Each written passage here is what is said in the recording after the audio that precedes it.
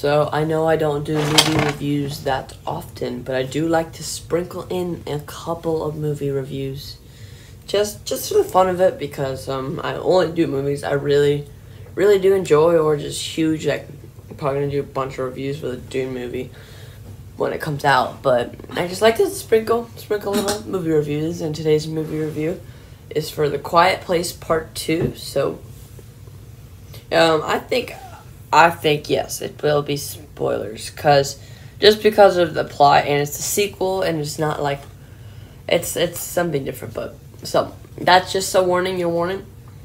A spoiler review for The Quiet Place Part 2 that came out a couple days ago, and I watched it yesterday, and I really did enjoy it. It was a very good follow-up. So if you didn't know, The Quiet Place is kind of like a movie directed by John Krasinski, and basically the first step to the plot was you can't really talk in this world, in this post-apocalyptic world, and every time you talk, an alien eats you. This family survives basically because that they already know sign language because of a deaf daughter, and it picks up pretty right after, I would say, right after we left off in the last movie. And I really like this, where it happens, what happens in this film. And I think, yeah, like, it was an amazing job acting, and it was not horror. It's not horror. It's tension. Like, I don't know how would you describe it, but like, it's a thriller. It's definitely a thriller, and it's post-apocalyptic. And a lot of the scares, this is the same thing with the last movie. A lot of the scares kind of like are based off of somebody making a noise. Like, oh, this could possibly make a noise.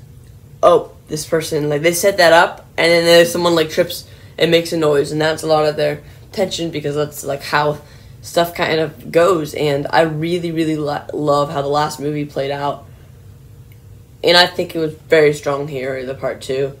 And if you know what I'm talking about, like, a certain character kind of like dies in the first movie, and then it's just a lot of details on that. And at the very start of this movie kind of gives you a prequel, so like kind of like backstory, some background to what happened in the first in like originally how this all happened. And then I thought, based on the trailer, it was like a lot of stuff from prequel times.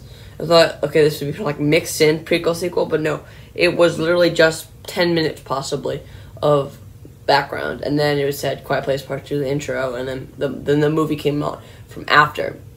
And there's kind of a resolution to this story. There's more of a resolution to from this story to the, like, because the last story was kind of like ended on it literally ended very abruptly. This time it still kind of ends abruptly. There's still room for sequels, but kind of like a little bit more of a, just like kind of a little bit more of a good note to end on, and a little bit more like perspective, because like all we knew about in Quiet Place 1 was that these people had to be quiet, and then they really didn't, nothing really much, like, it wasn't crazy amount of exposition in the first one. It was very little exposition. There's much more in this movie, and I really liked how that's all playing out, and I really like these characters. And yeah, I think like the conflict is very good. It's a very beautifully directed film, and I really enjoy it. Quiet Place was one of my favorite films in a long time, and then Quiet Place 2 keeps it going. I wouldn't say it's better than Quiet Place 1, but I do think it's really good, and it hit on a lot of the same notes very well. Like, so I really enjoyed where that comes from, and John Krasinski did an amazing job. And if you want to go into this movie, you can rest assured this is just as good, or maybe a little bit less, but not a disappointment. I was not disappointed while I was waiting for this movie. And yeah, a lot of the tensions are just like, oh, this could possibly hurt someone. Oh, it did hurt someone. They scream, and then like a lot of blood. It's like a lot of screaming, and like I think that's used a little too much, especially how many times it was used in the last movie. It was like used again and again, and I was like, I wish, like, I don't know how there would be some more tension, but like having something to step on or something to get hurt by, it to make noise. It's happening again and again. That's one of my bigger criticisms for it. But that's really not something huge, but it's very post-apocalyptic. It's kind of like a post-apocalyptic story, especially like it kind of reminded me of the Maze Runner, like whenever they had to get to safety, whenever they swam on the boat to safety to the end of the to get to safety to the island, if you know what I mean. Like it kind of felt like, oh, like this is like the Maze Runner, like some the Hunger Games, like other dystopians, but it's very different. It's like a kind of like horror, and it's scary. I wasn't the most scared. It wasn't too scary, but a lot of jump scares, and some of them were pretty good. But I wasn't the scariest. I didn't feel scared at any point. So that's just like how it went, and I really did enjoy it. I would give it a solid 8.5 out of 10.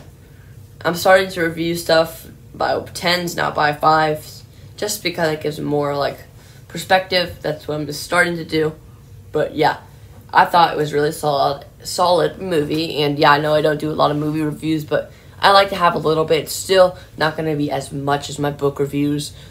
Same thing with graphic novels. I'll do a little sprinkle in there, just because I like to talk about stuff, all fantasy, not just books, even though books are my main source of fantasy. So yep, hope you enjoyed today's video, and I'll see you in the next video.